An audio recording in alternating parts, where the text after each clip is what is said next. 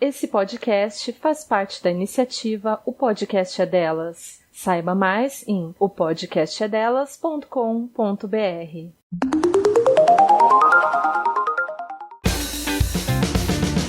Esse podcast é apresentado por Toribá. Para outros programas, acesse toribacomunicação.com.br.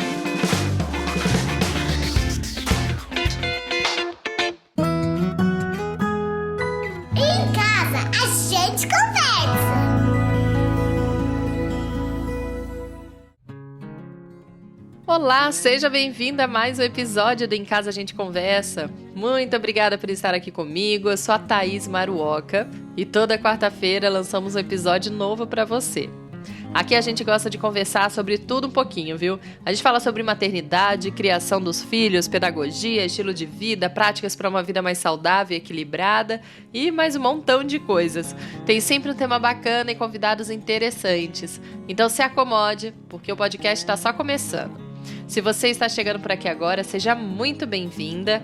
Quero agradecer primeiro a todas as pessoas que contribuem aqui no Catarse para que esse podcast se torne viável financeiramente. Agradecer a cada pessoa que se esforça, ainda mais nesse período difícil que a gente está passando aqui da quarentena, da pandemia. Então, meu muito obrigada mesmo. E se você também gosta do conteúdo aqui e quer dar mais uma força, é só entrar no catarse.me/genteconversa. A partir de apenas R$10 por mês, você já pode me ajudar a pagar os profissionais envolvidos nesse podcast e também a plataforma que eu uso para poder subir os episódios para você ouvir. Dependendo do valor que contribui, você recebe recompensas diferentes. A partir de R$30 por mês, por exemplo, já ganha descontos com serviços dos nossos parceiros e tem um parceiro mais legal que o outro lá, viu? Para você saber quem são eles, é só ir lá nos destaques no meu Instagram, que é o @agenteconversa, que por lá eu explico como apoiar passo a passo e também falo das empresas parceiras. Mas se você não puder contribuir por enquanto, me ajude compartilhando, mostrando para seus amigos e familiares se você gosta do conteúdo daqui, se te ajuda de alguma forma, né? Se você ainda não segue o perfil lá no Instagram, é @agenteconversa e no Facebook, Em Casa a Gente. Por lá, eu compartilho muitas outras coisas além do conteúdo do podcast. Se você quiser sugerir temas, enviar perguntas sobre algum tema da semana, dar uma ideia legal, mande mensagem lá nas redes sociais ou pelo Telegram. No Telegram é só colocar lá na busca @agenteconversa e se quiser enviar áudio, pode mandar também, que vai aparecer aqui em algum episódio no quadro Fala Lá em Casa. Hoje a gente vai ouvir histórias de mulheres que não conseguiram amamentar seus filhos. Mulheres que tentaram por saber de todos os benefícios para a mãe e para o bebê, mas que tiveram algumas barreiras durante esse processo. Se o seu foco for ouvir dicas e aprender bastante sobre a amamentação, vai lá ouvir o episódio 19, que está completinho, cheio de informações para você. Conversei com uma profissional lá também muito legal, mas hoje a gente não vai falar sobre isso não, tá? O episódio de hoje foi dedicado a você, grávida, que quer saber mais sobre as verdades da amamentação, ou para você que esteja passando por esse período e achando que é a única com dificuldade. Já vou adiantando que você não é a única, tem várias pessoas aí junto com você nessa, tá? E esse episódio também é dedicado à pessoa que convive ou conhece alguém, né, que possa estar passando por essa situação e quer entender um pouco mais como ela se sente. Se você também já passou por tudo isso, mas a sua história foi parecida, teve dificuldades com a amamentação, se sente culpada até hoje, também te convido para ouvir esse podcast, que ele está sendo bem um abraço a todas essas mães. De acordo com uma pesquisa divulgada pela R7 em 2014, as brasileiras estão entre as mães que mais sentem peso na consciência quando o assunto é a amamentação. 93% delas disseram que sentiriam culpa caso não pudessem amamentar seus filhos. A pesquisa também mostrou que 41% das brasileiras acreditam que o tempo ideal de amamentação vai de 6 meses a 1 ano, mas apenas 33% conseguiram amamentar por esse período. Não é um momento fácil e não é tranquilo saber que você não vai poder amamentar. Por isso, se você é uma dessas pessoas, sinta-se acolhida agora. Você não está sozinha. E o que queremos aqui é mostrar que, se essa é a única realidade para o momento, podemos fazer com que ela não seja mais um peso na sua maternagem. É possível sim criar um elo com seu filho sem amamentá-lo. É possível sim criar uma conexão forte e suficiente como todas as mães. E você não é menos mãe por não poder amamentar, não é fraca e muito menos incapaz. Então, para conversar sobre esse assunto tão importante e delicado, eu dividi o programa em 3 partes. Na primeira, eu vou conversar com a Flávia Soares, uma mãe que tentou de várias formas diferentes amamentar sua filha, mas não conseguiu. Na segunda parte, eu vou falar com a Simone Fiuza, que não pôde amamentar seus filhos por conta de uma cirurgia que fez. Ela conta todos os detalhes na nossa conversa. E na terceira e última parte, eu vou estar aqui com a Mariana Wolff, que é uma consultora materna, para a gente ouvir juntas aqui as mensagens enviadas por vocês, contando suas experiências com a amamentação e suas histórias, como vocês se sentiram. É o quadro Fala Lá em Casa, em que a gente ouve as nossas ouvintes. Já queria agradecer aqui para quem enviou as mensagens e está participando desse programa aqui. Então vamos lá. Eu achei, né, na minha cabeça, que a amamentação era uma coisa, tipo, muito natural. Você se tornou mãe, você amamenta. Então, eu achava que quando a mãe não amamentava, realmente era porque, eu não quis amamentar meu filho, entendeu? Mas que o leite estava lá jorrando assim que o neném nascesse. Flávia Gon Soares é modelo plus, funcionária pública e mãe da Tereza, de 1 ano e 7 meses. Ela teve trombose em 2016, quando começou a tomar medicação injetável permitida inclusive em gestação. Mas no ano seguinte, acabou perdendo o bebê. Em 2018, engravidou novamente, mas já estava tomando remédio de cartela e, juntamente com o médico, decidiu continuar com essa medicação, mesmo o remédio sendo novo no mercado e sem estudo que garantisse segurança em caso de gravidez, porque a medicação injetável permitida era difícil de ser ajustada por conta do sobrepeso. Ela conta pra gente aqui então como foi a experiência com a amamentação e por que não conseguiu mantê-la com a sua filha. Eu tomei este medicamento durante a minha gestação inteira.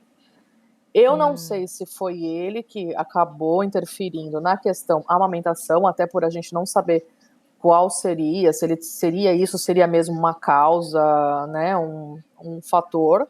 Porém, logo que a Tereza nasceu, lá, ainda no hospital, me foi dado ela para mamar, lá as enfermeiras apertam o nosso seio, e aí ele fica bem um pouquinho branquinho, elas acham que você tem leite, e colocou ela para mamar lá no hospital. Então, quando ela me trouxe, eu ainda estava na sala de recuperação, e trouxe a Tereza para mamar, colocou no meu peito, e ela ficava no meu peito, eu achava que aquilo eu estava fazendo certo, que ela estava se alimentando. E no hospital ela chorava muito, né? Então, mas eu falei, a primeira vez que eu sou mãe, acho que o bebê chora, né? Não sabia, né? E aí, quando eu tava para ter alta, a pediatra chegou e eu tinha acabado de colocar a Tereza para mamar, antes até da gente sair do hospital. Quando a Tereza ficou no meu peito, conforme ela sugou, eu acho que ela fez muita força, porque eu já não devia ter nada, né? E ela ficou roxa, e a pediatra viu. E aí já se assustou, levou a Tereza na hora, falou, não, vamos descer, você viu que ela ficou roxa? E eu não tinha nem percebido, tipo, né? E desceu com a Tereza pra UTI, aquele desespero, e aí foi quando eu fui pra UTI, aí desceram só com ela, né? Eu fiquei no quarto, aí daqui a pouco vieram me chamar pra eu descer pra dar de mamar pra ela, que ela estava com fome. Eu desci, fiquei lá na UTI, acho que por cerca de 1 hora, dando peito pra ela. E aí tiraram ela do meu peito, colocaram ela na incubadora de novo e mandaram eu subir. E aí eu fiquei sabendo por uma enfermeira que ela continuou chorando e deram leite para ela artificial. Só que não me contaram isso. Quando me deram alta no dia seguinte, ninguém me falou absolutamente nada sobre isso. Eu vim para casa normal e a Tereza chorava muito e ela ficava no meu peito quase que 24 horas no dia. E só que ela sempre, quando ela saía, ela chorava muito. Só que eu não sabia o que era, né? Nunca tinha sido mãe, não sabia como proceder. A minha sorte é que a minha cunhada, que já tinha um menino de 10 anos, ela estava em casa. E ela me alertou e falou assim, Flávia, eu tô achando que você não tem leite. Ela falou, porque a Tereza, ela tá chorando, parece ser fome. Não é melhor a gente comprar uma fórmula para ela? Eu nem sabia como era, como proceder, porque você colocava o dedo na boca dela e ela chupava o dedo com tanta força, o nosso, que eu falei assim, ela falou assim, isso aqui é fome, Flávia. Eu falei, mas como? A menina falou. Aí na hora foi um desespero, eu chamei uma consultora de amamentação, ela tinha 4 dias de vida. Aí a consultora veio em casa, pediu para eu deixar ela sem mamar, e aí a consultora colocou ela no meu peito, ensinou a pega, tudo certinho, apertou meu peito, realmente meu peito não saía, tipo, não pingava quando apertava. Ela colocou, minha cunhada, coitada, apertava meu peito, sabe, assim, pra fazer a massagem. Meu marido, com uma mão que dá duas da minha, apertava meu peito. Compra uma bombinha manual e puxava mais de 5 minutos pra sair 2 gotas. E aí a consultora da amamentação que falou pra mim, falou assim, você tem fórmula em casa? Eu falei, tenho, porque ela ficou 2 horas comigo no peito, com a moça em casa, e quando ela saiu, ela ainda mamou 30 ml na fórmula. Ela falou assim, Flávia, eu vou ser bem sincera pra você, ela não mamou nada no seu peito. Ela falou, olha, mas você tenta, né, segue tentando, mas você vai ter que complementar com fórmula. Eu falei, tudo bem, no dia seguinte eu tinha pediatra. Fui na pediatra, ela pediu pra eu falar tudo isso pra pediatra, a pediatra me orientou a tomar um remédio. Eu tomava 12 comprimidos de Motilium por dia. Fora isso, Pra que serve esse remédio? o Motilium, na verdade, ele é para enjoo, mas dizem que induz amamentação para mães. Eu tomava 12 por dia. Nossa. E aí ela me deu ocitocina para espirrar também nas narinas, 5 minutos antes de cada amamentação. Fora a massagem no banho, fora todas as coisas que os antigos indicam. Canjica, suco de uva integral, muita água, chá da mamãe, cuscuz com ovo, tudo que você possa imaginar, eu tomei. Era meu marido, ela num peito, e meu marido com a bomba do outro lado, que me doía de tanto que ele apertava aquela bomba e nada. E isso foram... E aí eu amamentava ela com sonda. Porque como eu tinha o sonho, eu falei, não, vai descer, né? Eu tô fazendo aqui, eu fiz até promessa pro leite descer, que infelizmente não deu certo. E eu colocava ela na sonda, então ela ficava no bico do meu peito, ela mamava a mamadeira pela sonda. Eu enfiava o caninho bem pequenininho no bico do meu peito, na boca dela, meu marido ficava segurando o caninho do outro lado com o copinho da mamadeira para estimular, e isso foram 24 dias que eu, assim, fiquei nessa rotina, até que eu passei muito, muito, muito mal. Tive uma crise de vesícula, que eu fui parar pro hospital, e aí ela ficou sozinha em casa, porque eu fiquei internada, eu acho que umas 6 horas no hospital. E aí ela ficou sozinha em casa, não tinha como, né? E foi quando deram a primeira mamadeira. E aí minha mãe falou, quando eu cheguei em casa, que ela ficou muito feliz quando ela mamou. Que eu acho que foi uma libertação tanto pra mim quanto pra ela. Porque ela pôde mamar com paz, com tranquilidade, saindo leite, podendo satisfazer. E pra mim saiu aquele peso, aquela tortura de que levanta e marido tem que vir junto e prepara a mamadeira e coloca o cabinho e ai saiu da boca dela, arruma, sabe? Só que E você, antes dela nascer, você tinha lido algo sobre isso, sobre a amamentação? Tinha escutado que podia ser difícil, que esse Nunca. momento não era instintivo ou não? Sempre você achou que fosse nascer, né, uma mãe, nascer uma amamentação perfeita junto? Eu jurava que era assim que acontecia. O meu caso, pra mim, era uma coisa tipo, aconteceu só comigo, sabe? Eu sou a única na vida que aconteceu isso. Quando eu passei a expor, que eu fiz o meu relato, que eu coloquei que não era uma coisa, não era automática a amamentação, gente, eu recebi tanta mensagem, mas tanta mensagem. Eu descobri que tem tantas mães que passam por isso e ninguém fala, porque, assim, é um pré-julgamento que fazem da mãe da mamadeira muito cruel. Eu cheguei a ouvir mulheres falando pra mim, consultoras que nem filho tinham, frise-se nessa parte, nem filhos tinham, e falavam pra mim, falavam assim, toda mãe, falava assim, bem assim, toda mãe pode amamentar. Meu, isso doía tanto na minha alma, eu chorava tanto de escutar. Uma outra falando que ela conseguiu dar de mamar para uma filha que ela adotou, que ela fez essa translactação, porque o alimentar com sonda nada mais é do que a translactação, que quando você tenta amamentar quando você não tem filhos, né? Quando você vai fazer... E comigo não deu certo. Então, assim, eu me sentia tão frustrada, mas isso acabava comigo. Eu cheguei numa roda de amamentação, né? De tanto me aconselharem, tudo, né? Cheguei lá, todas as mães dando peito. Minha filha começou a chorar, eu tirei o peito pra fora, sabendo que eu não tinha nenhuma gota. Porque a vergonha de eu tirar uma mamadeira era muito maior. Sabe? Eu preferia ficar com ela chorando no meu peito ali, fingindo que eu tava dando de mamar, do que mostrar pra todas aquelas mães, sabe? Na minha cabeça era como se fosse uma fraqueza.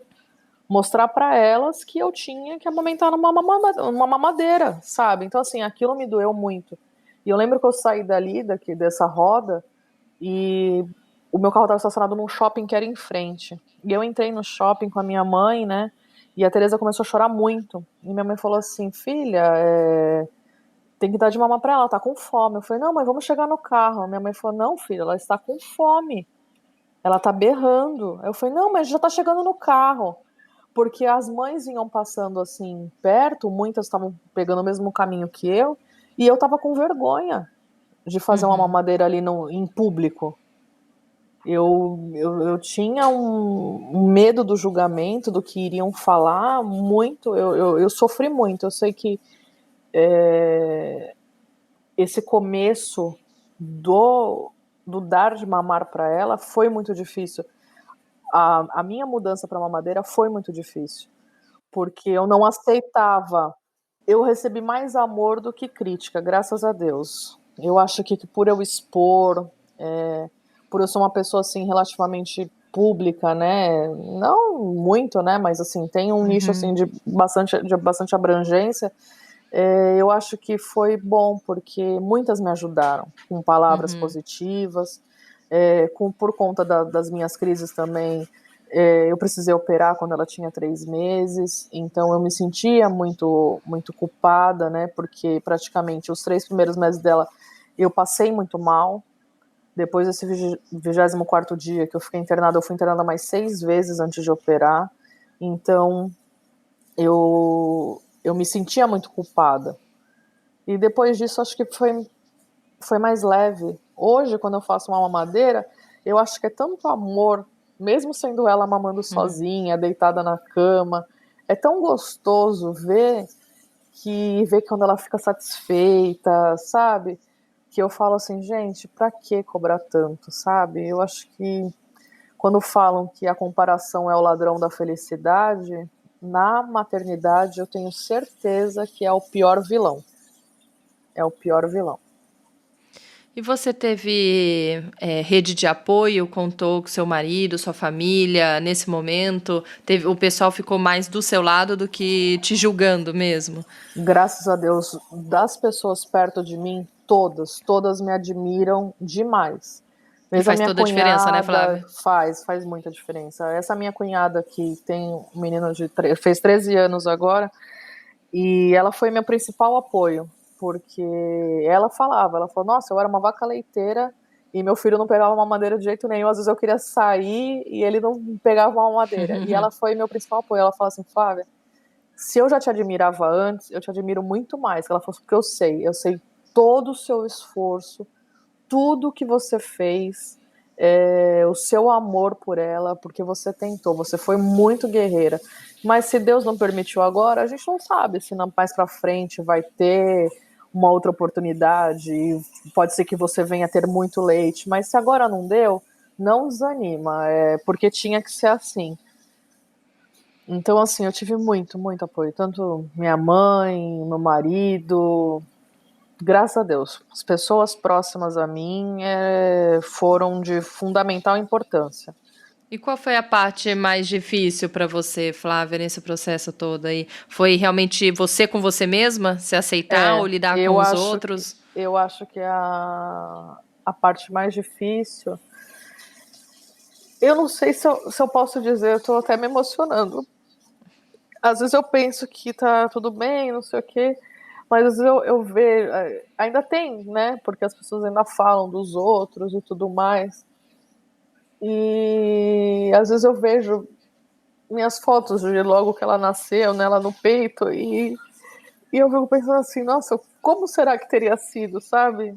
Eu ainda tenho esse pensamento, por mais que eu vejo hoje o desenvolvimento dela, ela é uma menina perfeita, saudável, um desenvolvimento ótimo, uma pediatra sempre elogia, ela nunca pegou nenhum resfriado, mas eu ainda tenho aquela coisa, sabe, tipo, forte ainda dentro de mim, como teria sido, se teria sido diferente, não sei, eu tento não pensar, a grande verdade é essa, eu tento não pensar.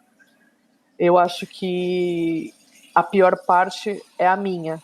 É eu aceitar isso. Eu aceitar que não rolou, entendeu? E aí acho que tá a importância também de desromantizar, né? E conversar sobre esse assunto.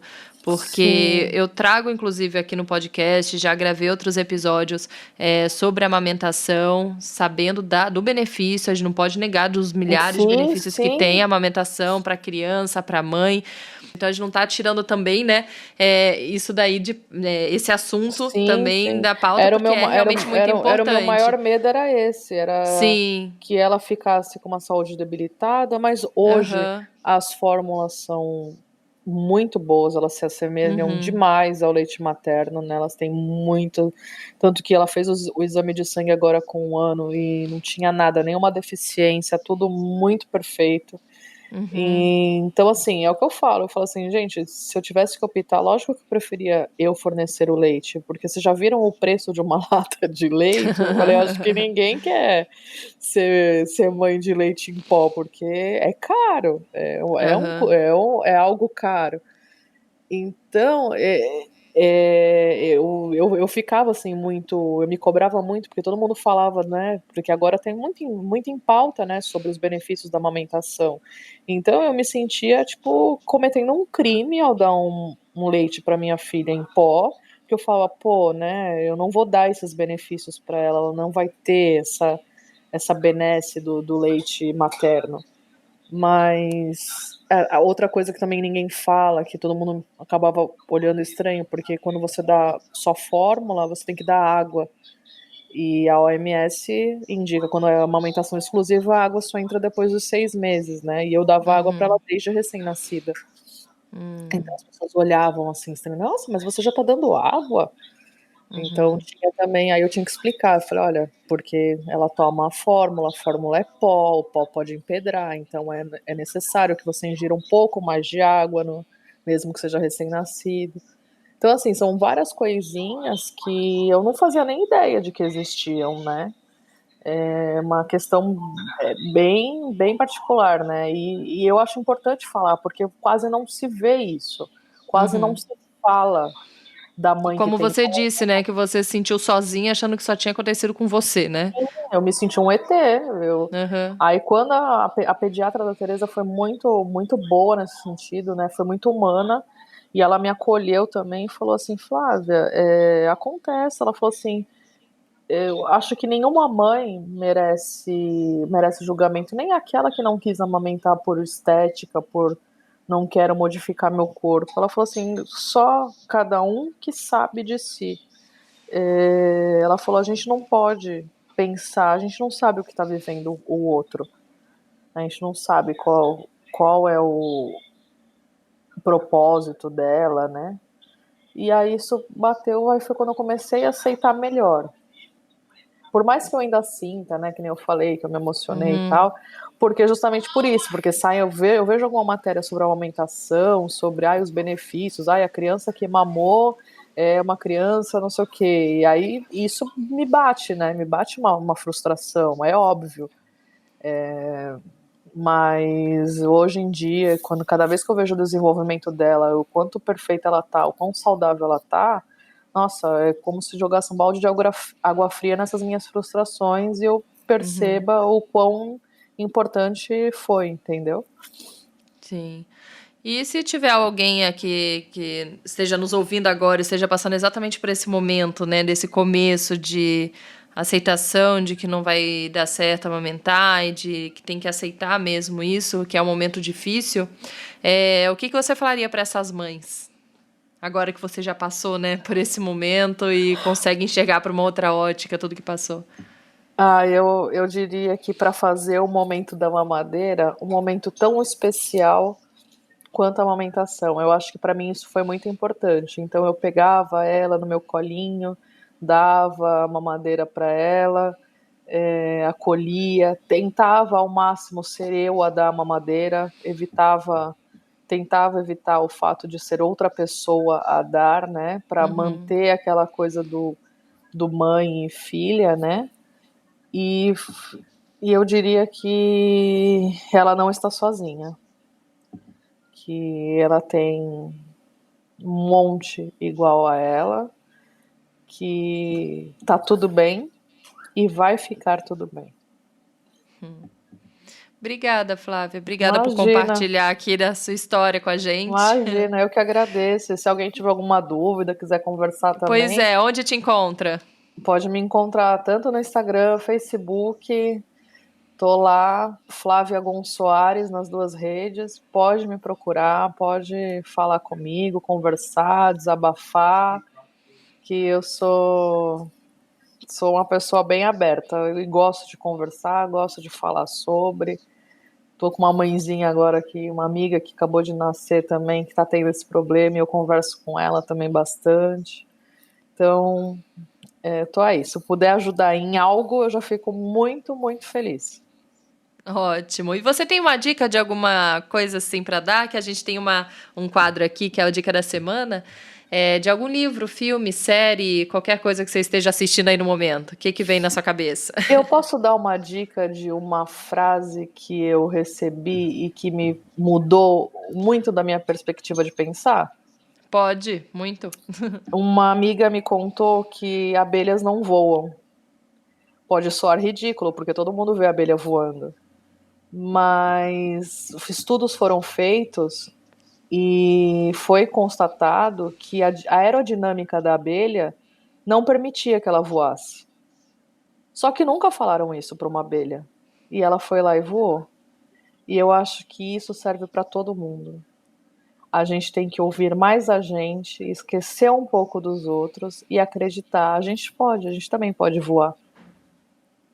Eu acho que seria a minha dica primordial. Eu tenho falado isso para todo mundo, porque eu ganhei uma camiseta de aniversário, inclusive, escrito Abelha Não Voa, e todo mundo me para e me pergunta, e eu fico com maior felicidade de contar, e todo mundo para e pensa e fala assim, nossa, vou usar essa metáfora, você me mudou a minha forma de pensar.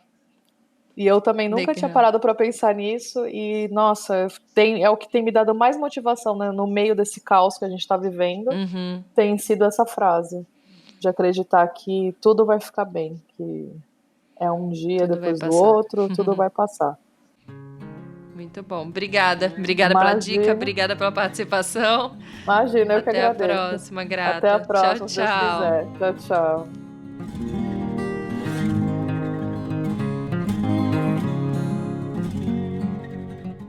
Somos mães do mesmo jeito, sabe? A mãe que amamenta, mãe que não amamenta, mãe que faz parto normal, mãe natural, mãe cesárea, somos todas mães.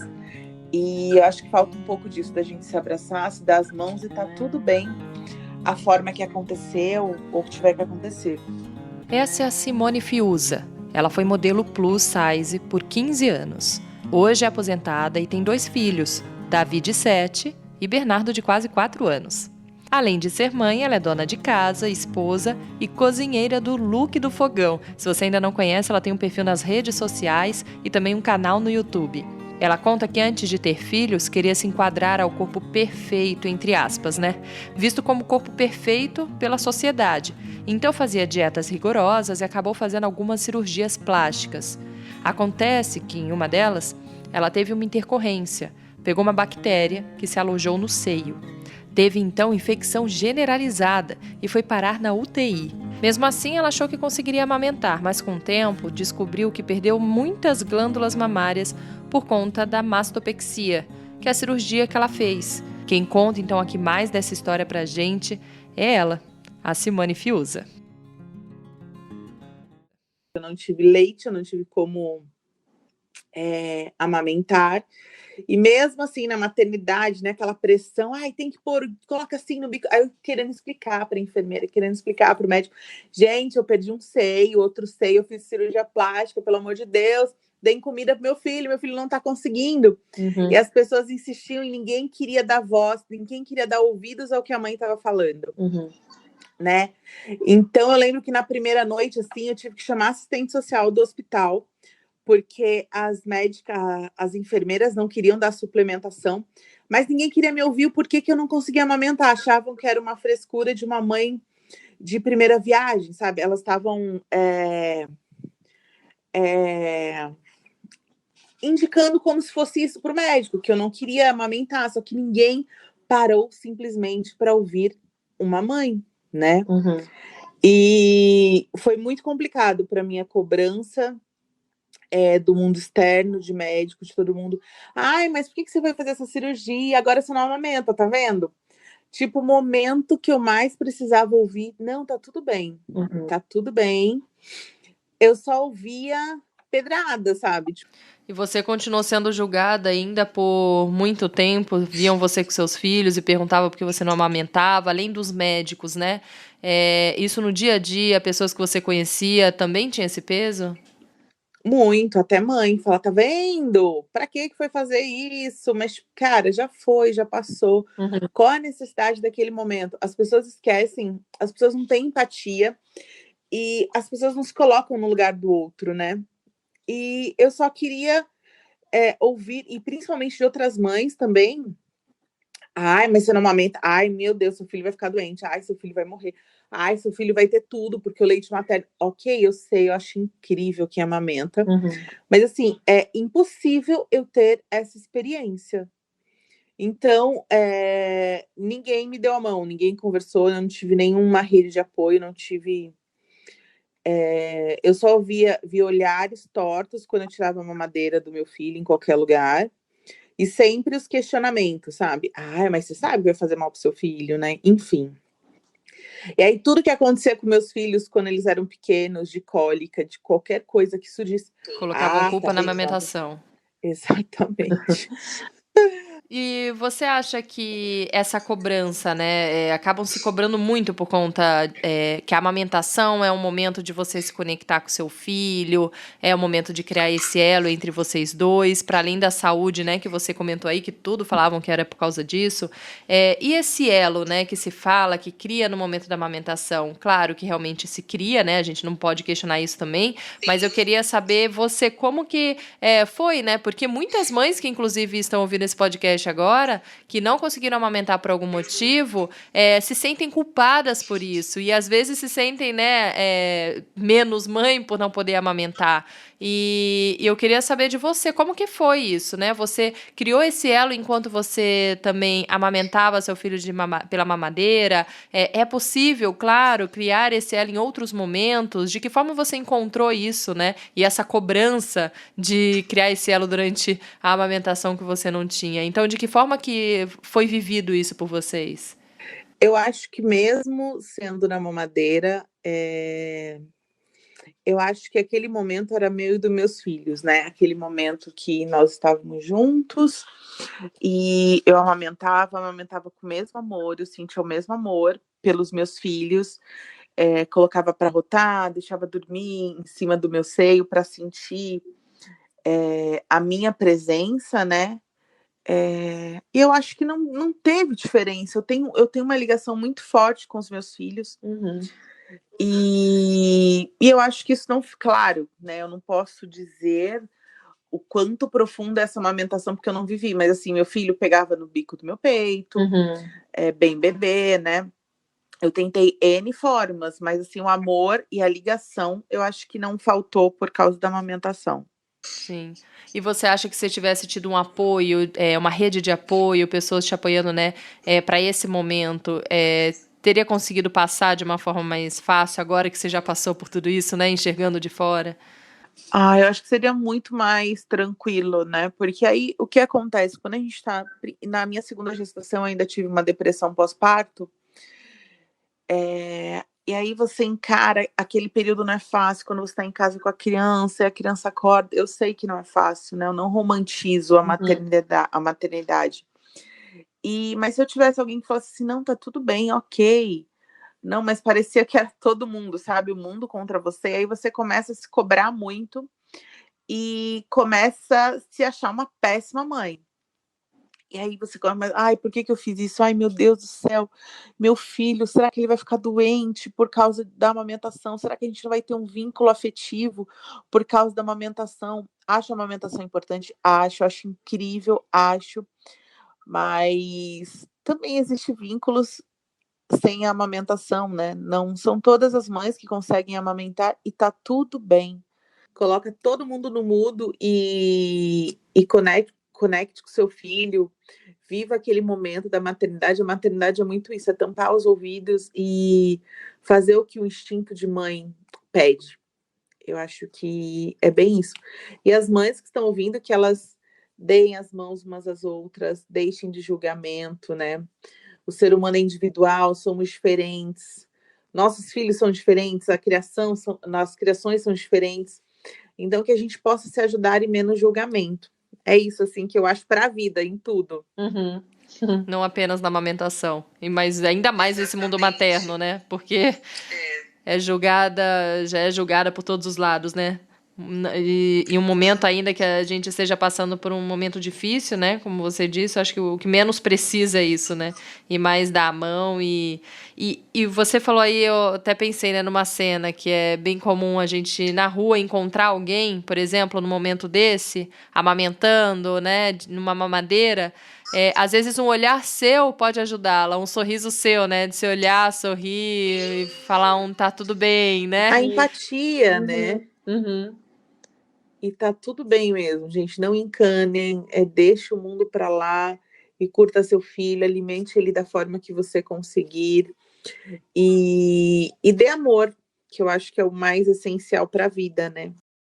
Obrigada, Simone. As pessoas que queiram conhecer mais você, onde te encontram nas redes sociais? Eu tenho meu perfil que eu mostro a minha família, meus filhos, eles estão lá, é Simone Fiuza, com Z.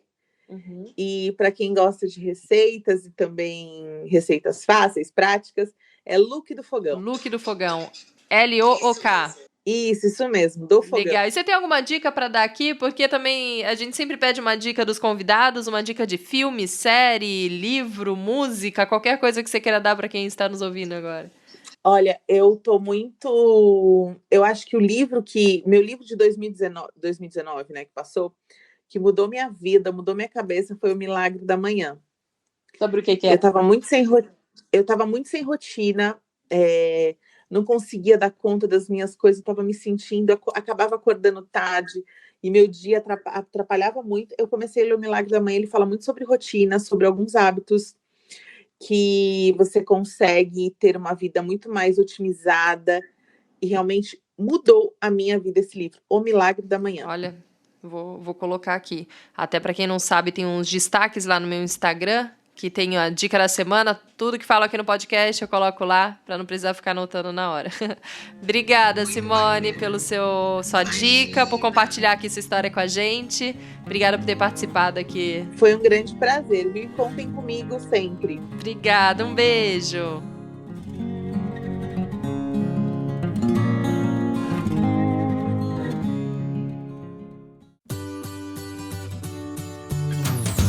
Fala lá em casa. Vamos agora então para o quadro Fala Lá em Casa, que eu adoro, que é quando vocês participam, mandam mensagem, direct, áudio, e assim eu sinto que estamos mais perto, andando juntas mesmo nessa jornada aqui da maternidade, sabe? Então, primeiramente, queria agradecer a todo mundo que enviou as mensagens aqui, abrindo o coração e compartilhando sua história com todas nós. Aqui comigo está a Mariana Wolff, que é a consultora materna. Ela topou participar aqui desse episódio para trazer ainda mais conforto e colo aqui para essas mães, né, Mari? Seja bem-vinda e nos conte aqui um pouco sobre você. Olá, pessoal. Obrigada pelo convite, Thaís. Eu sou Mariana Wolff. Eu trabalho como consultora materna, principalmente no atendimento de pós-parto, de amamentação, mas também de gestantes. E a ideia aqui é sempre auxiliar e apoiar para que as mulheres façam as suas decisões de forma mais consciente. Então, existe lá a teoria bonita do livro e existe a realidade de cada mulher. E eu estou nesse meio do caminho para mostrar o que a teoria diz e cada um com o seu caminho aí fazer suas escolhas.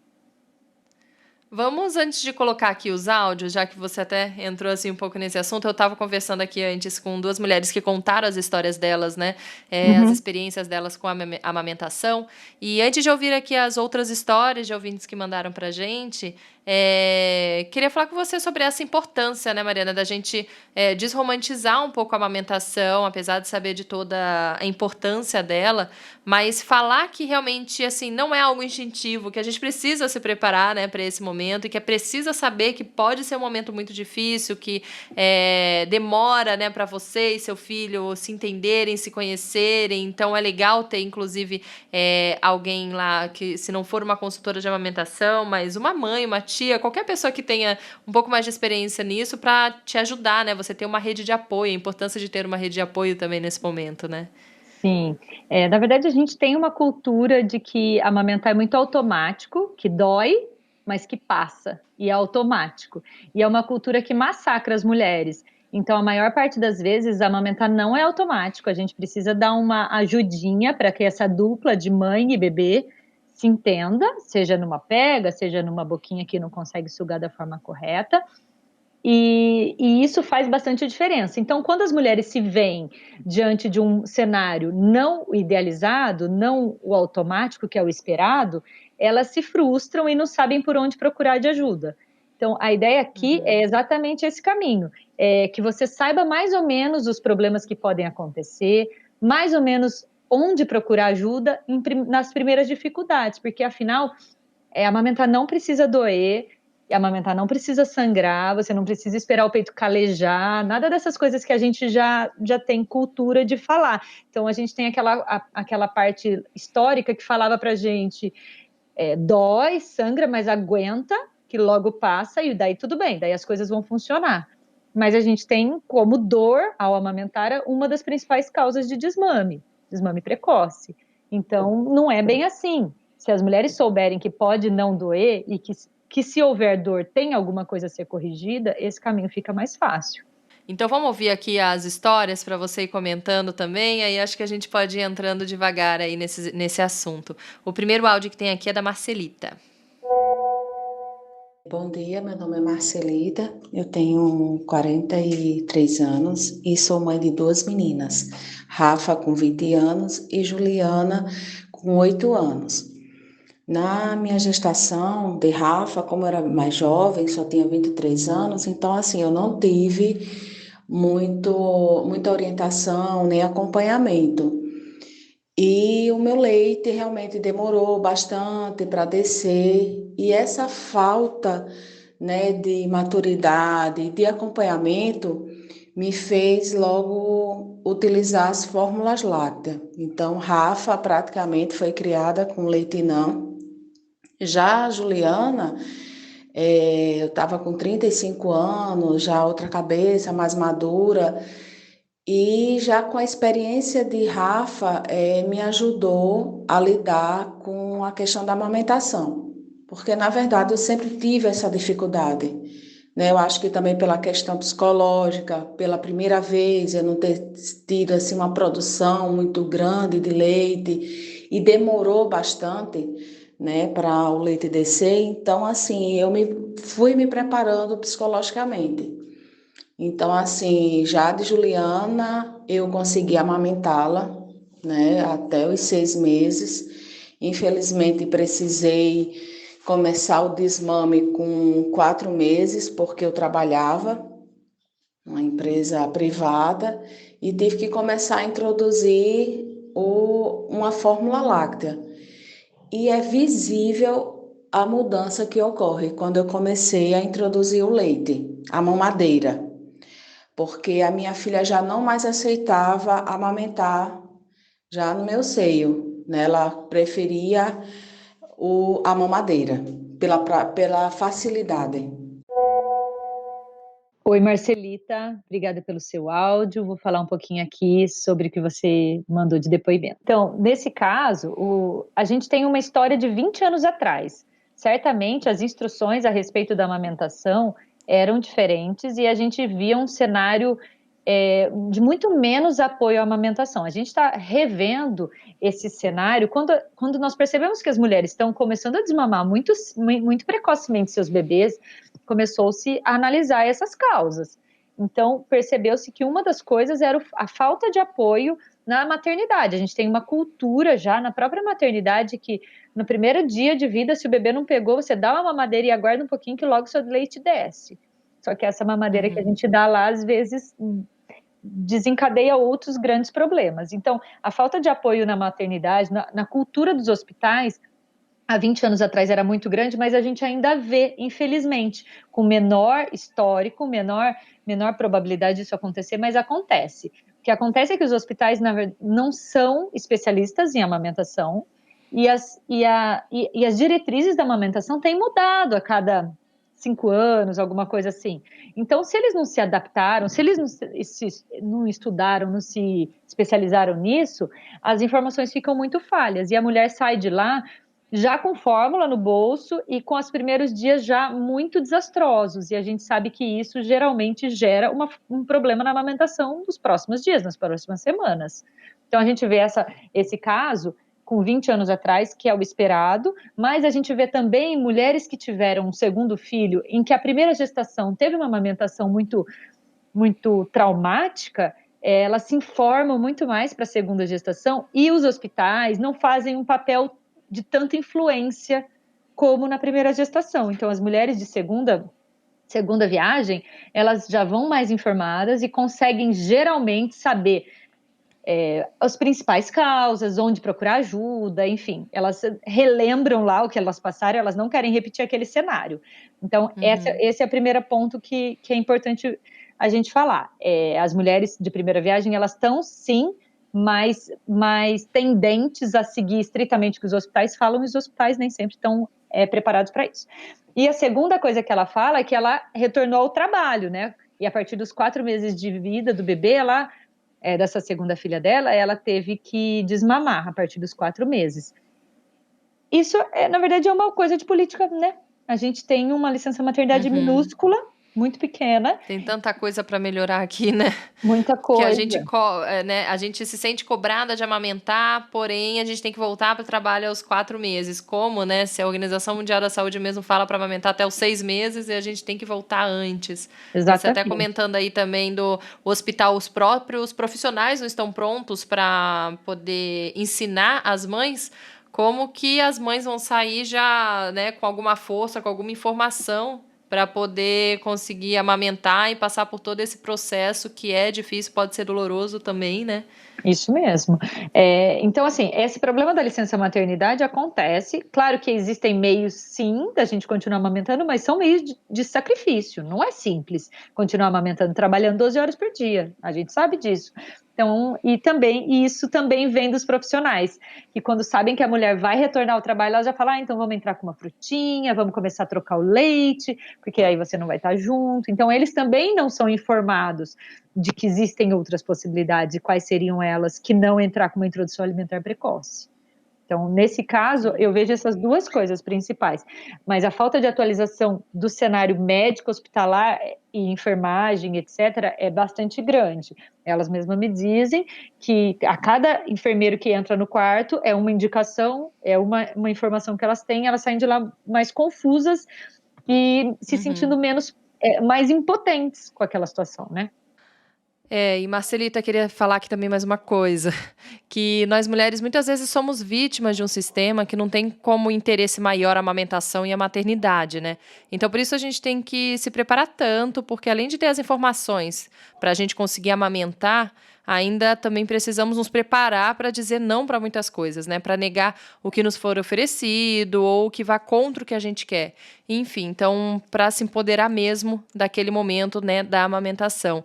Então, também não se culpe pela falta de informação, de preparo, ainda mais anos atrás, né? Que é o que você contou, que suas filhas já são mais velhas e que o acesso a todas essas informações era ainda menor. E também com sua primeira filha, que ainda tem tantas questões daquela mãe de primeira viagem, né? Porque a gente tem menos informação ainda. Obrigada por ter enviado aqui seu depoimento para a gente, Marcelita. E agora a gente vai então para o áudio da Priscila.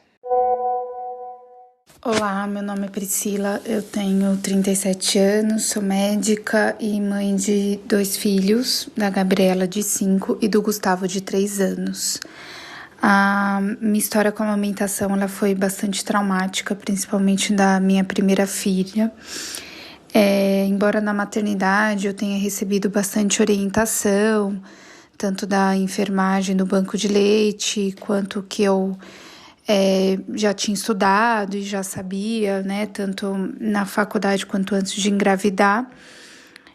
Apesar de tudo isso, após alguns dias em casa, começou a apresentar ferida assim no meu mamilo. E apesar de todos os meus cuidados, de eu seguir todas as orientações, eu fiz absolutamente tudo que me falavam para fazer. Banho de sol, laser, ordenhava, tirava o leite com a máquina, ordenhava antes de dar o peito, checava 1 milhão de vezes a pega. Mas apesar de tudo isso, a ferida foi aumentando com o passar do tempo e evoluiu para uma ferida muito maior, com tecido de granulação e tudo mais. E serviu como uma porta de entrada para uma infecção e eu comecei a ter mastite de repetição. Essas mastites acabaram virando abscessos que precisaram ser drenados.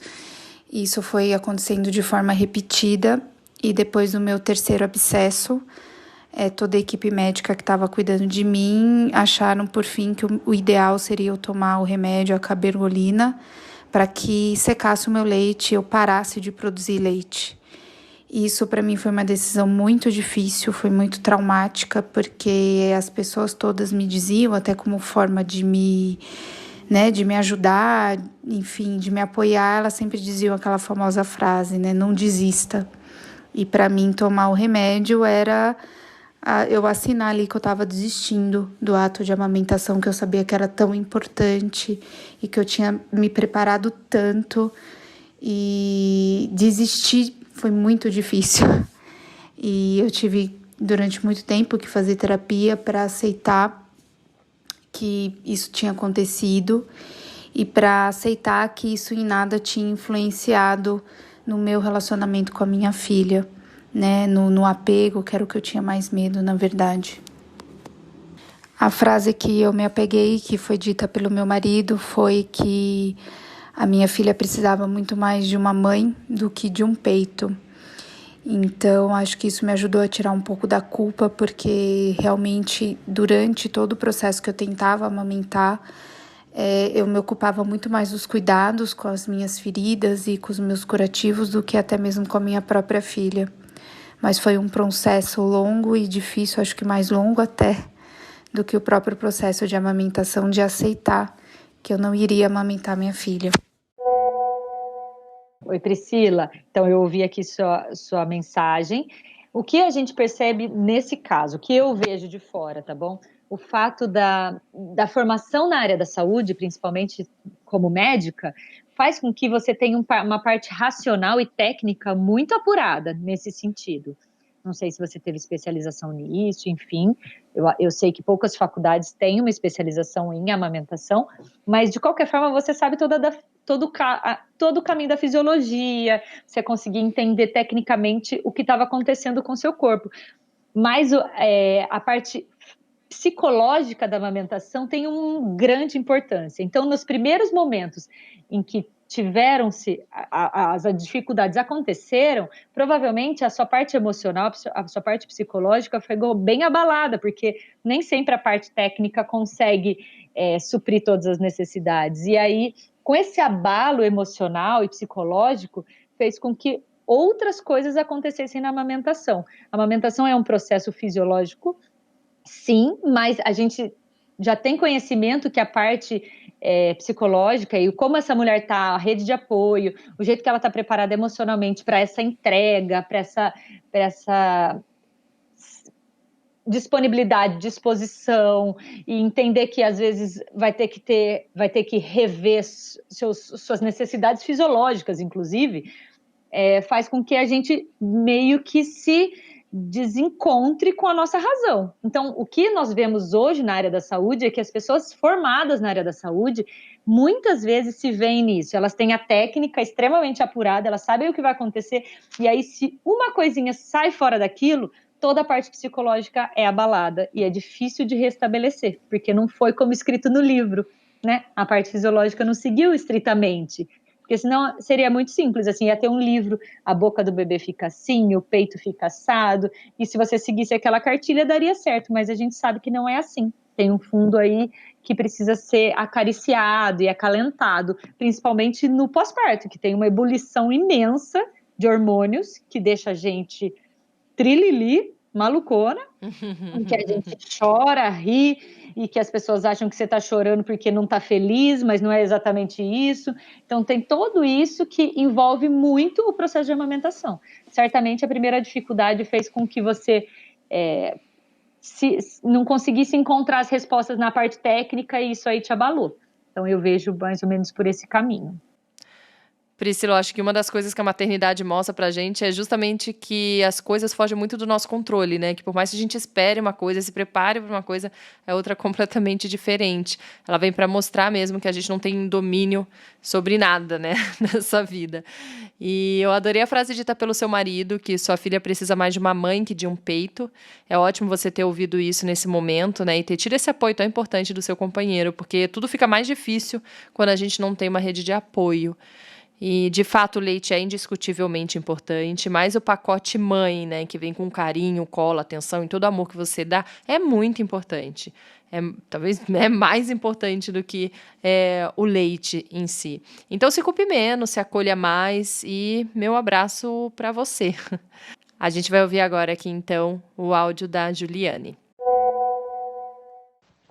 Oi, Thaís. Tudo bem? Vou falar como foi pra gente aqui, né? No caso, pra mim e pra Verônica, minha esposa. A gente se preparou muito durante a gestação pro parto e nada pra amamentação e nem pro puerpério. Era um assunto que passava, sabe? E aí a gente teve o parto que a gente sempre quis, que foi domiciliar, com toda a descarga hormonal que a gente sabe que ajuda muito na amamentação, né? A Laura teve a hora de ouro dela, ela veio direto pro meu colo, não teve nenhuma intervenção, enfim. O que aconteceu é que não tive apojadura, né? O primeiro dia não tive, as parteiras estavam tranquilas, porque tem mulher que demora um pouco mais mesmo, né? Aí foi passando os dias e eu não tive e a Laura perdia peso. Aí misturou com o puerpério que veio com tudo, né? E foi assim, terror, foi péssimo. Foram dias terríveis de medo, eu me sentia muito mal por não conseguir alimentar ela, né? Tive muita dor, muita fissura. Depois de um tempo, apresentei uma síndrome, né, de Raynaud, não sei como pronuncia, mas é assim que o bebê para de sugar, ocorre uma perda total da circulação da extremidade, né, no caso do bico, do peito, e é uma dor absurda, que parece que estão colocando várias agulhas, assim, no bico do peito. E aí a gente tinha que correr e esquentar um saquinho de arroz cru e colocar no peito para voltar a circulação. Enfim, eu passei por 3 consultorias, né? 3 profissionais diferentes, porque ninguém conseguia saber, né, ao certo como era a minha produção, porque a gente sabe que a bomba não te dá o exato da sua produção, mas a Laura também, quando ela parou de perder peso, né, depois da primeira semana, ela parou de perder peso, só que ela ganhava muito, muito pouco mesmo. Apesar de eu estar passando com uma pediatra que não avaliava só o peso, né, era muito pouco. Então, estava bem abaixo mesmo e ela não dormia. Ela tinha todos os sinais de que tinha alguma coisa errado mesmo. E aí, nisso, a gente começou a entrar com a fórmula, né? Infelizmente, infelizmente e felizmente, porque existe, né? ela teve que entrar, né? Foi uma indicação certeira de a gente complementar isso, mesmo que pouco, ela tomava bem pouquinho da fórmula, só que sempre na translactação, né? Na sondinha no peito. E aí, com isso, também começou a estimular o peito da Verônica, né? Que é a mãe não gestante. E com 2 meses, a Verônica sentiu, a hora que estava trocando a Laura, a Verônica sentiu escorrer, e a hora que ela olhou, era leite do peito dela. Então, aí, com 2 meses, foi meio que a nossa mudança, assim, de desesperador para um pouco menos desesperador, porque aí ela começou a amamentar também. Aí, vamos por ela mamava a cada 2 horas, a gente intercalava, uma mamada eu, uma ela. E aí conseguimos dar um tempo pro meu peito cicatrizar. E aí foi melhorando, só que a fórmula mesmo a gente conseguiu tirar com 6 meses. Quando entrou com a introdução alimentar, aí ela ficou só com o peito e com a comida, né? E até hoje ela tá com 1 ano e meio agora, e ela mama bastante. Hoje em dia eu vejo o leite saindo do meu peito, né? Mas assim, a minha amamentação foi frustrante, sim, até hoje. Eu tenho essa frustração porque o meu sonho era doar leite, o meu sonho era ver pingar leite, não precisar ter entrado com a fórmula, né? Então, ficou uma frustração, sim, né? Eu já aceitei, mas é uma coisa que eu não falo que foi maravilhoso, porque não foi. O que me ajudou foi, com certeza, o apoio da minha esposa e procurar as consultoras, né? E tentar, né? Porque eu queria desistir todas as mamadas, eu falava que era a última, por conta da dor, né?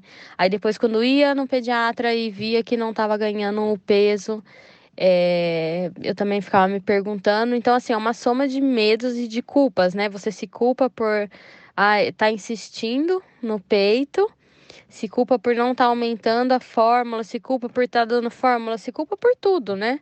O porquê que você não está produzindo leite é muito difícil. Mas o que ajuda aí a gente é você ter um apoio muito grande, né? Do seu companheiro ou companheira. Apoio de profissionais, né? Como as consultoras. E, assim, também primordial um pediatra que seja atualizado.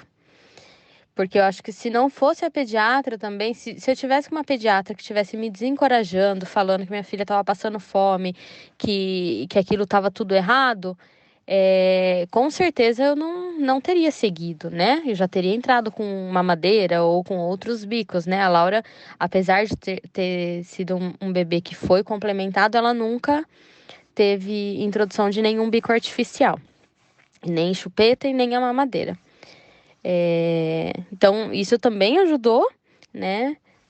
Porque eu tinha do meu lado uma profissional que estava o tempo todo a favor da amamentação. Então, de uma forma ou de outra, a gente estava seguindo com os protocolos para não ocorrer um desmame precoce. Então, foi assim a nossa experiência, e a gente pretende ter mais filhos, né? E eu falo que o parto eu encaro assim, até tenho vontade de parir novamente, mas a amamentação eu tenho muito receio que aconteça tudo novamente, né? Mas fica aí o aprendizado de que a gente não controla nada e que a gente precisa se informar em relação a todos os assuntos enquanto estamos gestantes, né? Não adianta você escolher só o parto, ou só o puerpério, ou só a amamentação.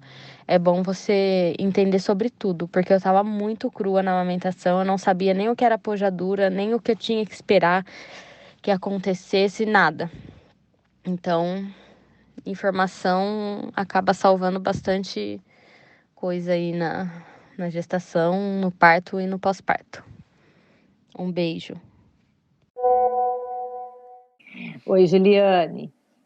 Espero que esteja tudo bem por aí. Eu acho que eu a conheço, na verdade, mas não tenho certeza. Ela é daqui de Campinas? É. Pode ser que eu conheça. Então,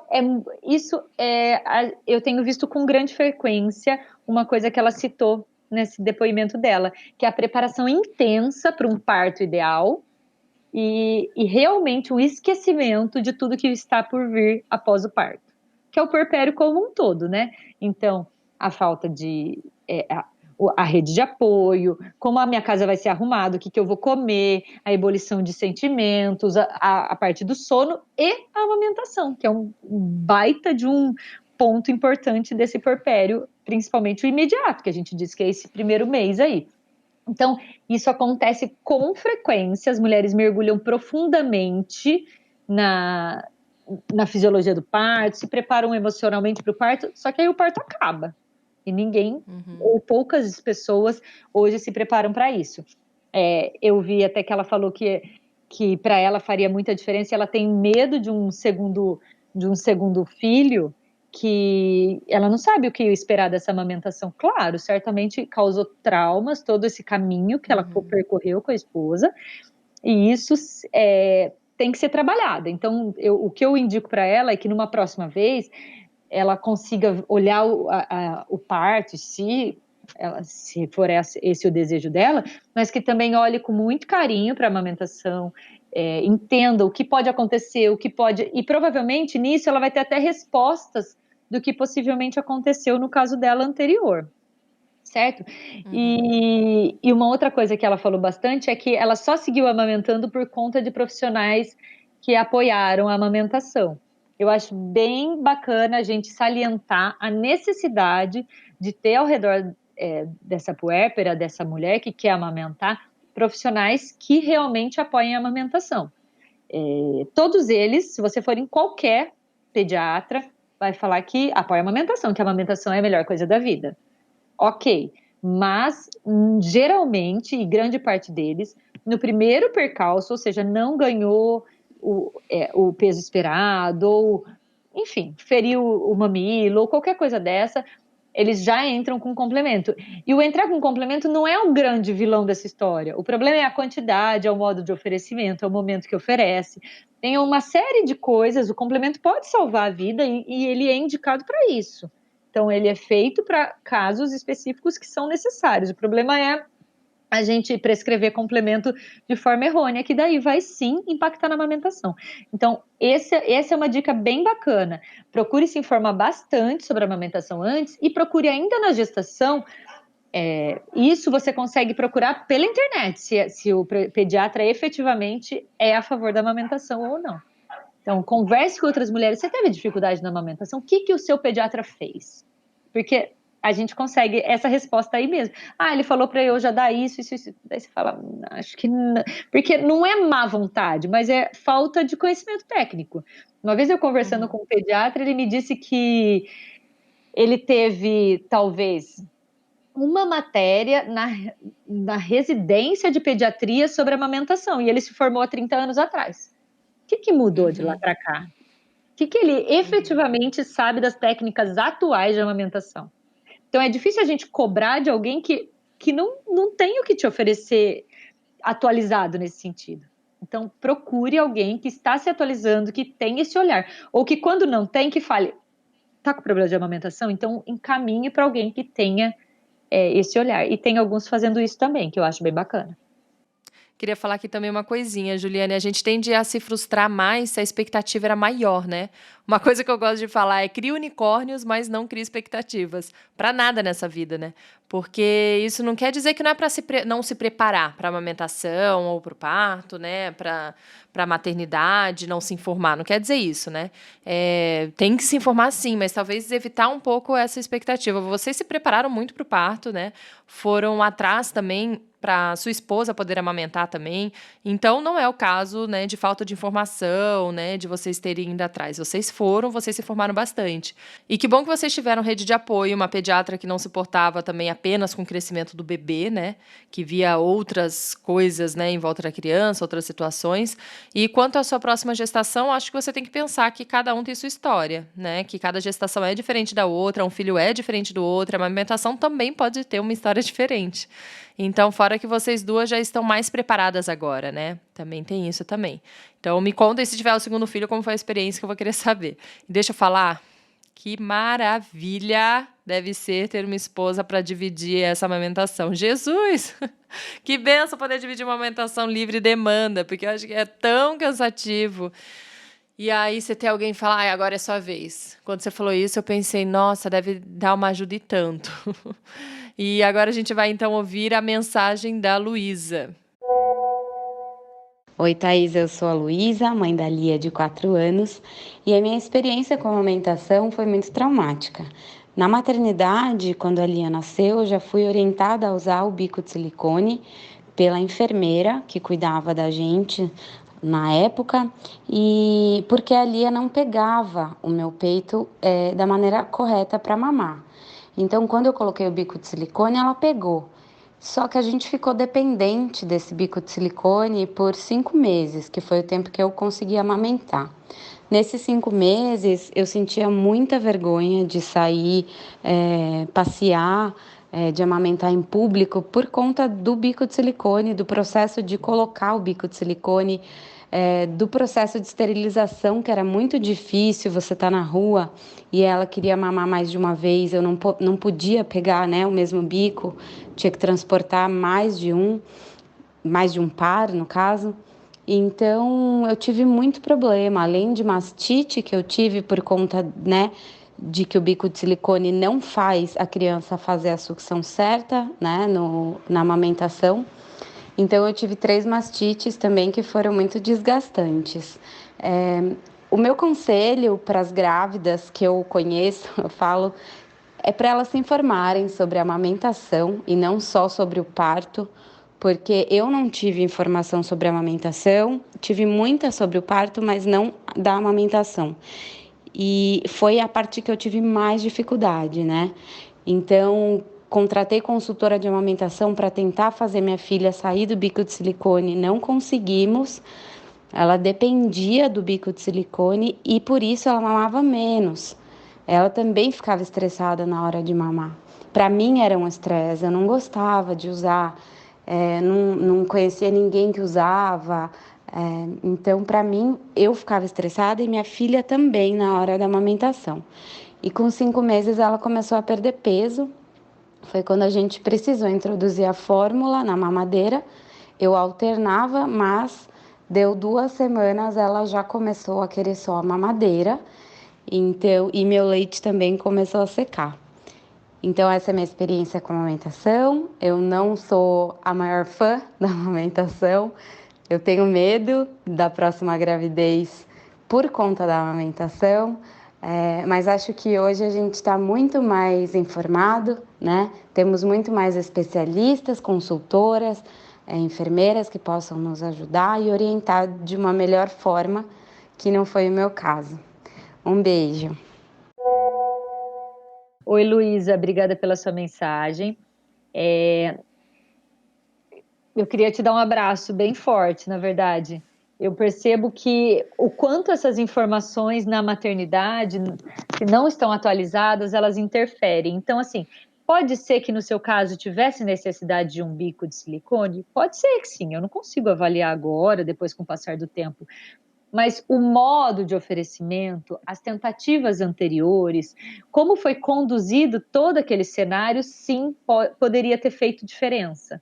Então, qual é o problema real nesse caso? O problema real é, de novo, o que eu já tinha falado, é a falta de atualização das maternidades, de todos os profissionais que ali estão com um olhar efetivo para a amamentação. Então, a maior parte das maternidades, elas falam, o bebê tem que sair mamando, mas independente de como estiver mamando. Se tiver no peito, tudo bem, já teve alta, não teve a perda de peso X ou Y. E a gente sabe que essa mulher muitas vezes não vai se virar sozinha. O se virar acarreta desmame. Então, a gente tem uma taxa altíssima de desmame no Brasil. A média de amamentação exclusiva no Brasil é de 54 dias. Então, é uma média muito baixa por conta, principalmente, de 2 motivos. Dor ao amamentar. Então, a mulher sai de lá com dor. Ela sai da maternidade já com dor. Ela não sabe o que fazer com aquela dor. E aí tem a cultura de aguenta que caleja e logo passa. Só que se a gente não corrigir essa causa, alguns casos vai passar, vai demorar 1 mês, 2 meses, 3 meses, vai. E outros casos não vai passar. E essa mulher vai desistir. É claro que vai desistir, dói pra burro. Como é que vai? Não dá para culpar essa mulher. Então, a falta de informação atualizada que leva a tudo isso. Porque se lá na maternidade a gente já tivesse uma informação, olha, o seu bebê tem uma dificuldade na parte, a linguinha, a parte intraoral tem que ser avaliada, ela já ia ficar atenta, ia sair de lá, já ia procurar um fono, ia avaliar, ou ia procurar uma consultora de amamentação, enfim. Qualquer profissional que tivesse atualizado nesse caminho. Mas no momento que você entra, não está mamando agora, com 24 horas de vida, o bebê não sabe mamar, a gente já vai entrar com um bico, que eu não sei se foi bem indicado ou não dá para a gente avaliar isso, mas provavelmente acarretou outros problemas, inclusive a confiança dela na amamentação. Que você percebe o quanto ela se incomodava em amamentar em público, em usar o bico, quanto aquilo era um incômodo para ela. E depois a tentativa de tirar o bico e não conseguir. Tudo isso é um sinal de que tinha alguma outra coisa ali para trás que a gente podia ter avaliado antes. Mas as informações desatualizadas acarretam isso. Luiz, acho que a Mari falou tudo aqui, né? Como você disse, é muito comum as pessoas se prepararem para o parto, mas não para a amamentação. Porque ela ainda é vendida como algo fácil, belo e instintivo, né? Como a gente falou aqui nesse episódio todo hoje. E não é, tem muito perrengue também, muitas dificuldades. E quando a gente se prepara, pelo menos, diminui a chance de ter mais problemas. Como você aprendeu com sua primeira amamentação, e cada uma é diferente, espero que essa segunda seja mais leve para você. Seu bebê mamando ou não, né? Que ele seja mais leve de qualquer forma. Que você se culpe menos, sofra menos, se aceite e se acolha mais. Isso que eu queria falar aqui para você. E agora, então, a gente vai ouvir o último áudio da Mariana. Olá, Thaís. Boa noite, tudo bem? Eu sou Mariana, tenho 2 filhas, uma de 4 e uma que vai fazer 3 agora em junho. E estou gestante de uma menina ou um menino, não sabemos, que chega agora em maio. Eu sempre quis ser mãe. E achava que a amamentação vinha no pacote. Uma amamentação tranquila. Que era só colocar no peito, a criança eu ia produzir, né? E a criança ia mamar, ia sair leite e a criança ia mamar. E qual não foi a minha surpresa que comigo não foi tão simples assim. E aí, até estudando, né, sobre isso e lendo mais, percebi que existem muito mais casos de mães com dificuldade na amamentação do que aquelas que foram mais tranquilas e a amamentação fluiu tranquila. Eu vou falar do meu caso, né? Eu, antes de engravidar, já tinha feito cirurgia de mastopexia, que é retirada da mama com prótese. Mas na época, há muito tempo, né, antes de eu engravidar, o médico me garantiu que eu amamentaria, porque eu cheguei a perguntar que eu queria engravidar e se eu amamentaria, e ele me garantiu que sim. Quando eu engravidei da minha primeira filha, não foi tão simples.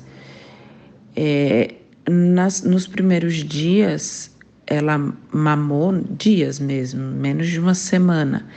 Ela mamava, ficava no peito, e aí, passado essa primeira semana, chorava muito e a gente começou a perceber que era fome, né? Eu era o tempo todo pondo no peito, mamando, assim, sugando, né?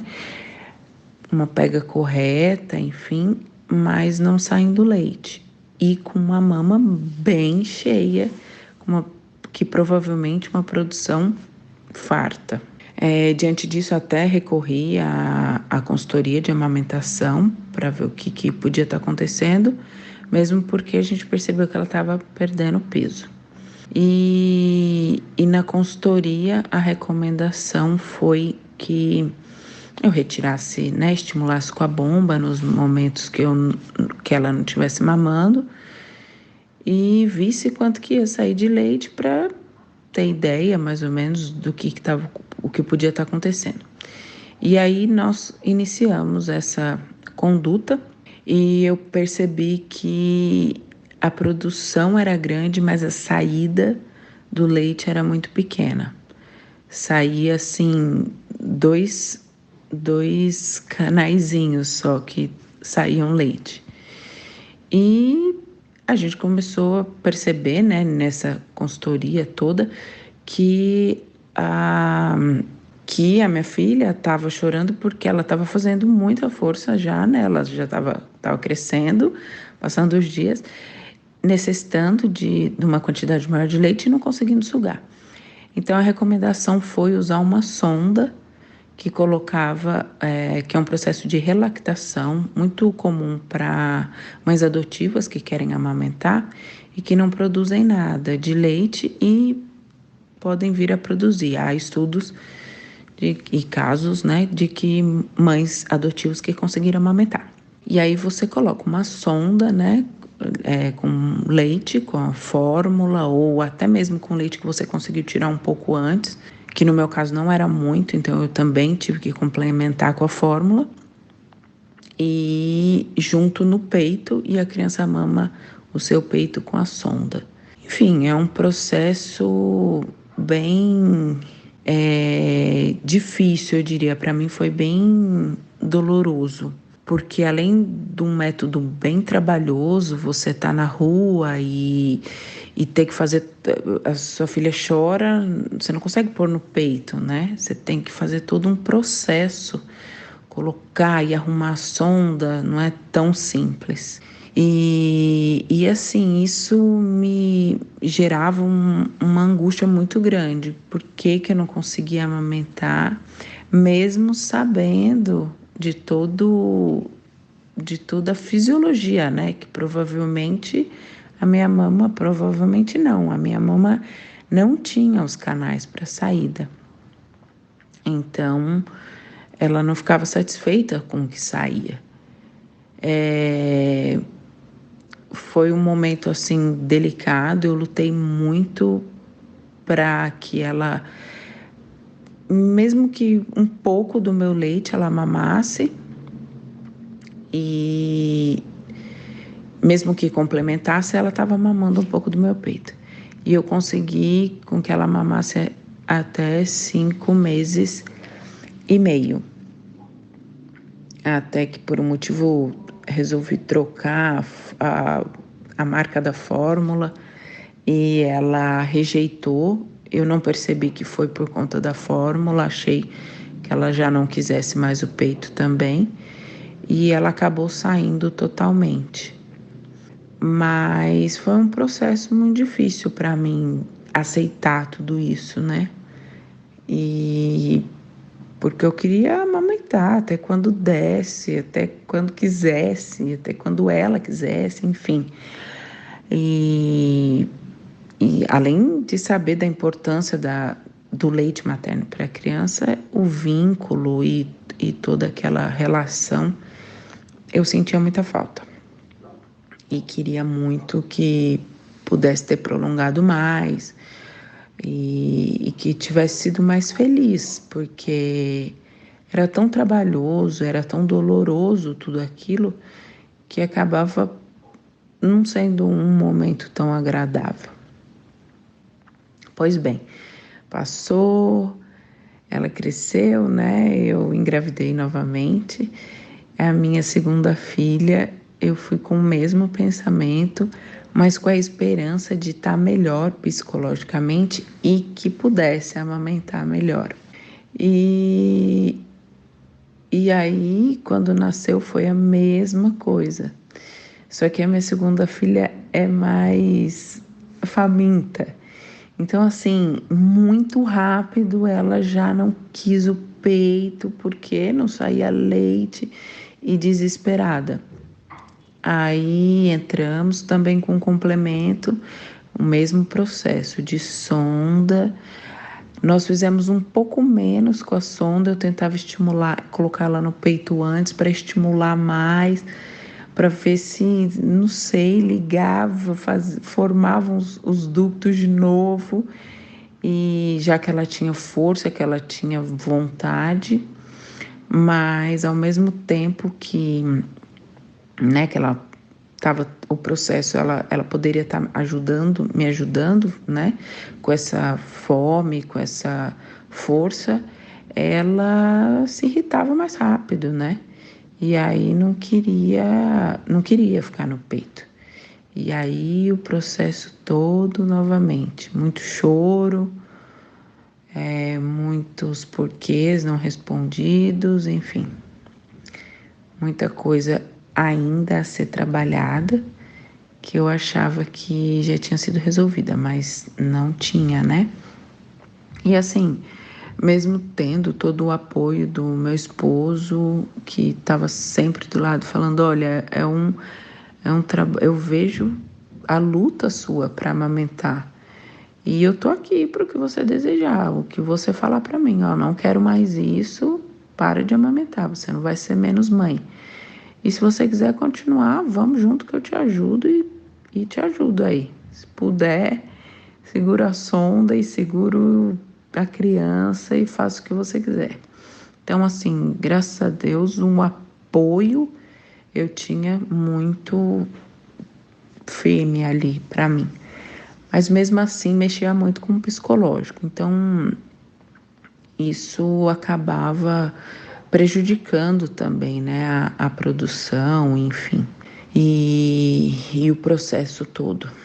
Procurei terapia e resolvi algumas, não só por isso, né, e aí resolvi algumas causas. Agora aqui estou, prestes a parir e numa nova tentativa. E vamos lá de novo, vamos com tudo, vamos tentar e ter fé, enfim, qualquer coisa, cada um com as suas crenças, né? Mas vamos esperar, né? E faremos tudo de novo. É difícil, é dolorido, não só fisicamente, mas emocionalmente é forte. E principalmente assim, para mim que queria muito, que quero muito, que tenho a necessidade disso, mas sei também das minhas condições, sei que não é uma questão minha, né? Já me perguntei qual seria o meu problema, mas exatamente seria comigo, mas assim, uma coisa física mesmo e que não tem muito o que fazer. Obrigada, Mariana, pelo seu depoimento aí. A gente tem sempre uma visão da amamentação de que ela é automática, e você cita exatamente isso, né? Que na sua cabeça você não precisaria pensar nela, porque para você nasceria e o bebê logo mamaria e ok. E a gente tem mesmo que disseminar a informação de que amamentar não é automático, que geralmente precisa de uma ajuda. Tem casos que o bebê nasce e mama e dá tudo certo? Tem casos. Mas hoje, se você perguntar para as mulheres, você sentiu dor? Seu peito sangrou? Você amamentou? Como é que foi? Se você perguntar geral, a maior parte delas, eu não vou saber o percentual disso, mas a maior parte delas sentiu alguma coisa, ou seja, alguma coisa precisava ter sido conectada de uma forma melhor. Então, a primeira lição que a gente tira aí do áudio da Mariana é esse, a gente tirar essa cultura de que amamentar é automático. O bebê sabe sugar, mas ele sabe sugar o dedo dele lá dentro da barriga, não quer dizer que ele saiba sugar um peito do jeito correto, é todo um aprendizado, afinal ele nunca fez isso, certo? E a segunda coisa que ela fala bem legal é sobre cirurgia mamária. Então, ela cita aí que ela fez uma cirurgia uns anos antes e que os médicos garantiram que a amamentação não seria impactada. Infelizmente, a gente ainda tem muitos médicos que fazem essa garantia. E a gente sabe que essa garantia não dá para ser dada, não pode ser dada para as mulheres. Porque imagina, principalmente em cirurgias mamárias de redução, ou seja, que se tira pele ou tira volume da mama, geralmente você tira a glândula que produz, geralmente você, para tirar a pele, tirar a gordura, tirar o excesso de peso da mama, você tira, além das glândulas, você rompe os dutos. E os dutos nada mais são do que o caninho mesmo, que leva onde produz até o mamilo que será sugado. Então, nesse caso, ela falou exatamente isso, que o peito dela enchia, ou seja, ela tinha produção, provavelmente as glândulas estavam ali, as glândulas continuavam produzindo leite, mas os dutos, eles não conseguiam carregar esse leite, fazer a ligação desse leite até o mamilo da mulher. E não tem solução. Não tem muito o que fazer, não tem como religar adultos. Então, quando os médicos falam para mim, eu garanto que nessa cirurgia seu peito não vai ser impactado, que você vai conseguir amamentar, a gente tem que ficar muito, muito atento. E isso é uma disseminação importante. Você aí que está ouvindo e que pretende fazer uma cirurgia mamária, mas um dia pretende ter um filho, preste bastante atenção nisso, porque a incisão, onde é o corte dessa cirurgia, qual recorte, aquelas cirurgias que são o T invertido, elas abrem mais, elas rompem mais dutos. Então, é bem comum isso acontecer, bem comum. E quando as mulheres procuram ainda na gestação, olha, eu tenho uma cirurgia de mama, será que eu vou conseguir amamentar? Não dá para saber, é uma incógnita, porque a gente não sabe o que foi tirado dali, se foi tecido de pele ou se foi tecido glandular. A gente não sabe se os dutos foram rompidos ou se eles já conseguiram ser recuperados. E a recuperação dos dutos também não tem como a gente interferir neles. Então, é uma caixinha de surpresa. É só esperando mesmo. Tem mulher que não produz, mas os dutos estão ali. Tem mulheres como ela que produzia e não tinha o duto para levar. E tem mulher que nem produz, nem tem dutos mais e não consegue amamentar. E tem outras que realmente conseguem continuar. Mas não é uma coisa que dá para se garantir por um médico. Infelizmente, é uma tecla que eu converso bastante com os médicos. Não tem como. Eu tenho cirurgia de mama, eu tenho prótese mamária e eu ouvi que não seria impactado. Eu não tive uma redução. A gente sabe que os casos específicos de maior problema são as reduções, então eu só pus prótese de silicone há bastante tempo atrás. Eu não tive impacto, mas não foi porque o médico me garantiu isso, entendeu? Foi porque deu certo. Não tem como garantir. Então, para Mariana, agora que ela está gestando aí o próximo bebezinho dela, a gente hoje tem alguns protocolos de estímulo para a mulher que teve cirurgia, então vale a pena dar uma pesquisada nisso, para conseguir começar um estímulo antes, para ver como o seu corpo reage. Enfim, você já tem 2 histórias, sempre uma história diferente da outra, mas a garantia não tem como a gente garantir. Na verdade, a gente não pode garantir nenhuma mulher. Ainda com cirurgia mamária, tem uma luzinha de atenção acesa também. Acho que é isso. Mariana, do que a Mari disse aqui, queria só acrescentar uma coisa. Uma boa hora para você, mulher. Não sei se você já teve bebê ou não, né? Se já vai ter nascido quando esse podcast for pro ar. Mas torcendo aqui e enviando bastante energia positiva para que você consiga viver momentos deliciosos com seu terceiro bebê. E a amamentação acontecendo do jeito que você espera ou não, né? Então, se não rolar de novo, que você consiga encontrar esses momentos de conexão em outras horas, em outros cuidados, né? Naquele olhar do bebê, naquele rostinho de satisfação depois de mamar, mesmo que seja uma mamadeira, mas que vocês vivam outros tipos de momentos gostosos e de conexão, que você se cobre menos também, né? E que seu puerpério não seja tão difícil com seu marido mais ausente agora. Meu abraço a você aí nesse final de gestação e nesses primeiros meses com o seu bebê. Obrigada pelo seu depoimento aqui também.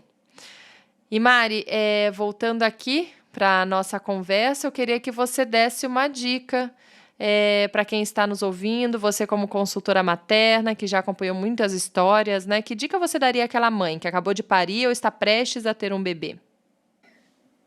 Para as gestantes, as dicas são se informar muito sobre a amamentação ainda na gestação, geralmente no fim da gestação, e procurar já um pediatra no bolso que seja em prol da amamentação. Ter na cabeça tudo que é provável e possível acontecer nesse caminho do pós-parto e ter na gaveta junto uma consultora de amamentação que você possa ligar na primeira dificuldade que você perceber. Para a mulher que já está amamentando, que ainda tem algum tipo de dificuldade, procura ajuda. Amamentar com dor, amamentar sem estar confortável, não é bacana. Aquela troca que a gente exalta tanto, que é a troca na amamentação, acaba se indo à míngua quando a mulher não está feliz com aquilo. Então não adianta também amamentar desconfortável com toda a situação. Então, para quem está gestante, procure informar antes, e para quem já está acontecendo alguma coisa, procure ajuda. Então, Mariana, a gente vai agora para a dica da semana. Queria que você indicasse aqui algum livro, filme, série, qualquer coisa que você esteja assistindo ou assistiu, queria indicar para quem esteja nos ouvindo aqui para poder ver nessa quarentena. O que você indica aí de legal?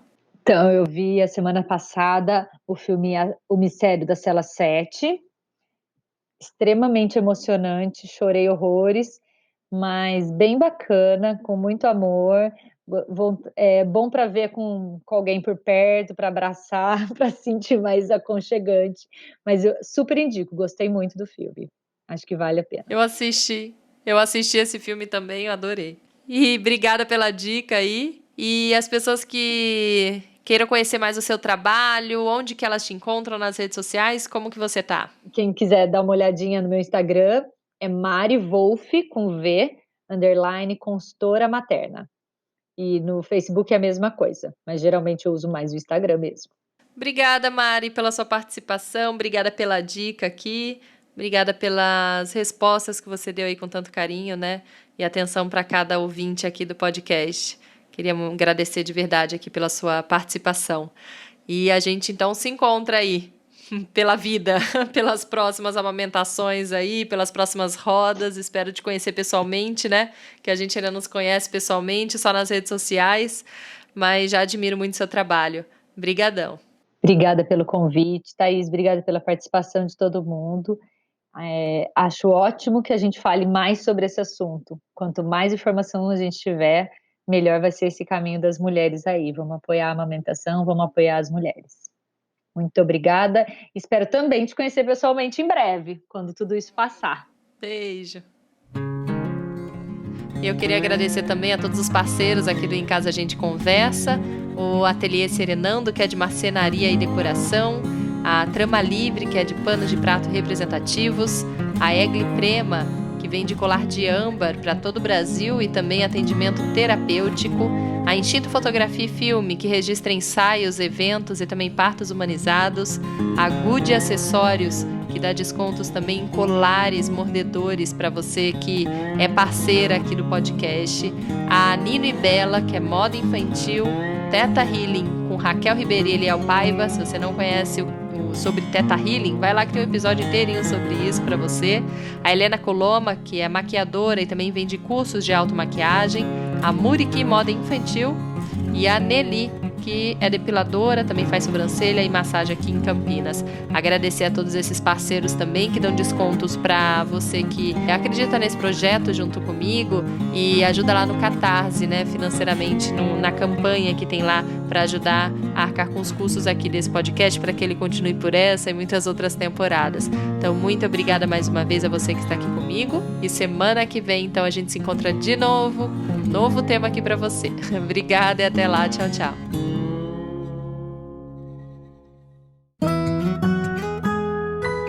Em casa a gente conversa.